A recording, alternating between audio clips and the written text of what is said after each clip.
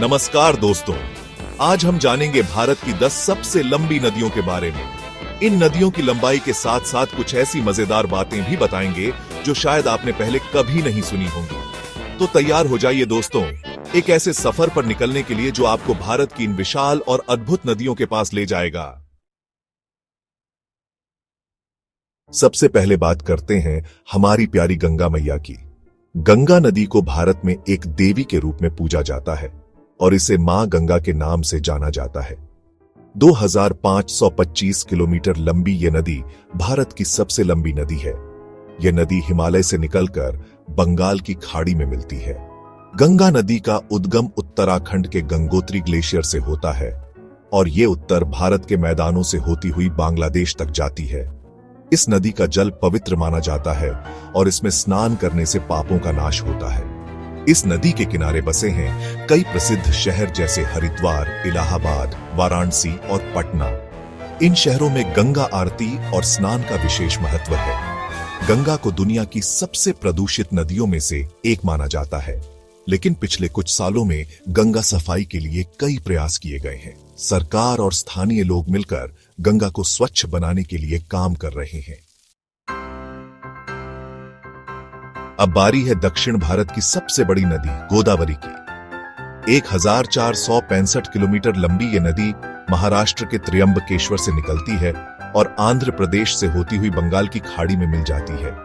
गोदावरी को दक्षिण गंगा भी कहा जाता है। इस नदी के किनारे भी कई प्रसिद्ध तीर्थ स्थल हैं, जैसे नासिक और राजमुंद्री। गोदावरी नदी में हर 12 साल में पुष्करम नाम का एक विशाल मेला लगता है। अब बात करते हैं गंगा की सबसे बड़ी सहायक नदी यमुना की। 1376 किलोमीटर लंबी यह नदी उत्तराखंड के यमुनोत्री ग्लेशियर से निकलती है और प्रयागराज में गंगा नदी में मिल जाती है। यमुना नदी दिल्ली, आगरा और मथुरा जैसे ऐतिहासिक शहरों से होकर गुजरती है, लेकिन यमुना नदी भी प्रदूषण की मार झेल रही है, खासकर दिल्ली में।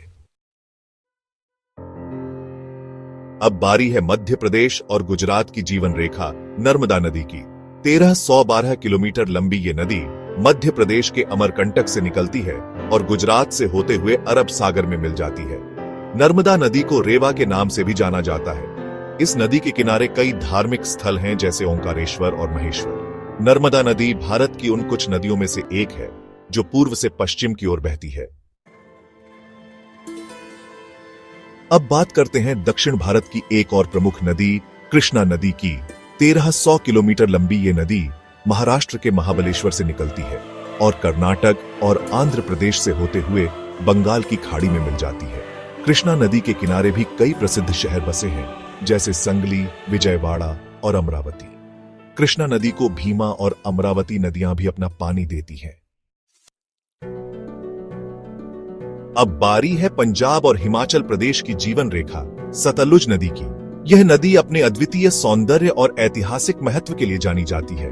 1500 किलोमीटर लंबी ये नदी तिब्बत से निकलती है, जहां इसे लंगचेन खबाब के नाम से जाना जाता है, और हिमाचल प्रदेश और पंजाब से होती हुई पाकिस्तान में प्रवेश कर जाती है। यह नदी 3 देशों के बीच सांस्कृतिक और आर्थिक संबंधों का प्रतीक है। सतलुज नदी सिंधु नदी की एक महत्वपूर्ण सहायक नदी है, जो सिंधु घाटी की सभ्यता को समृद्ध करती है। इस नदी पर ही भाखड़ा नांगल बांध बना हुआ है, जो एशिया का सबसे ऊंचा गुरुत्व बांध है। यह बांध बिजली उत्पादन और सिंचाई के लिए महत्वपूर्ण है। सतलुज नदी का पानी सिंचाई के लिए बहुत उपयोगी है, जिससे हजारों हेक्टेयर भूमि को जीवन मिलता है और इससे पंजाब और हरियाणा के खेतों को सींचा जाता है। यह नदी इन क्षेत्रों की कृषि और अर्थव्यवस्था के लिए अत्यंत महत्वपूर्ण है। अब बात करते हैं भारत की सबसे चौड़ी नदी ब्रह्मपुत्र नदी की। यह नदी अपने विशाल आकार और अद्वितीय यात्रा के लिए जानी जाती है। 2900 किलोमीटर लंबी यह नदी तिब्बत से निकलती है, जहां इसे यारलुंग त्संगपो के नाम से जाना जाता है, और अरुणाचल प्रदेश और असम से होती हुई बांग्लादेश में प्रवेश कर जाती है। इस नदी का प्रवाह कई राज्यों और देशों को छूता है। ब्रह्मपुत्र नदी को असम में लुइट के नाम से जाना जाता है। यह नाम स्थानीय संस्कृति और परंपराओं में गहराई से जुड़ा हुआ है। इस नदी पर ही विश्व का सबसे बड़ा नदी द्वीप माजुली द्वीप स्थित है। यह द्वीप अपनी प्राकृतिक सुंदरता और सांस्कृतिक धरोहर के लिए प्रसिद्ध है। ब्रह्मपुत्र नदी में हर साल बाढ़ आती है, जिससे असम और बांग्लादेश में भारी तबाही होती है। ये बाढ़ कई लोगों के जीवन को प्रभावित करती है और व्यापक नुकसान पहुंचाती है। अब बारी है छत्तीसगढ़ और ओडिशा की शान महानदी नदी की।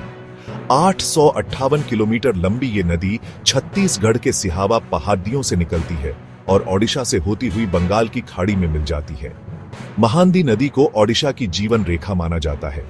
इस नदी पर ही हीराकुंड बांध बना हुआ है, जो विश्व का सबसे लंबा मिट्टी का बांध है। महानदी नदी के डेल्टा को ओडिशा का अन्न भंडार कहा जाता है। अब बात करते हैं दक्षिण भारत की एक और पवित्र नदी कावेरी नदी की। 800 किलोमीटर लंबी ये नदी कर्नाटक के कुर्ग जिले से निकलती है और तमिलनाडु से होती हुई बंगाल की खाड़ी में मिल जाती है। कावेरी नदी को दक्षिण की गंगा भी कहा जाता है। इस नदी के किनारे भी कई प्रसिद्ध तीर्थ स्थल हैं, जैसे श्रीरंगपट्टनम और तिरुचिरापल्ली। कावेरी नदी के पानी को लेकर कर्नाटक और तमिलनाडु के बीच लंबे समय से विवाद चला आ रहा है। और अंत में बात करते हैं मध्य प्रदेश, महाराष्ट्र और गुजरात की सहेली ताप्ती नदी की। 724 किलोमीटर लंबी ये नदी मध्य प्रदेश के मुल्ताई से निकलती है और महाराष्ट्र और गुजरात से होती हुई अरब सागर में मिल जाती है। ताप्ती नदी को तापी के नाम से भी जाना जाता है। ताप्ती नदी भारत की उन कुछ नदियों में से एक है जो पूर्व से पश्चिम की ओर बहती है। तो दोस्तों, ये थी भारत की 10 सबसे लंबी और खूबसूरत नदियां। हर एक नदी अपने आप में अनोखी है और भारतीय संस्कृति का अभिन्न हिस्सा है।